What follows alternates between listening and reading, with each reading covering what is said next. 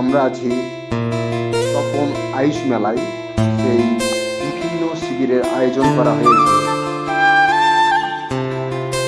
সেই আয়ুষ মেলায় আয়ুর্বেদিক পঞ্চকর্ম শিবির ও হোমিওপ্যাথিক স্বাস্থ্য শিবির ও আরও বিভিন্ন শিবিরের আয়োজন করা হয়েছে।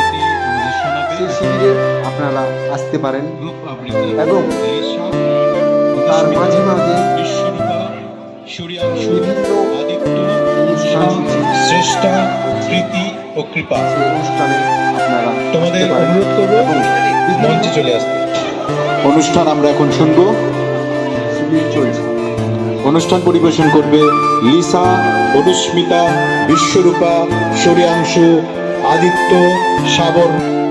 আপনারা তারা তাদের অনেক আন্তরিক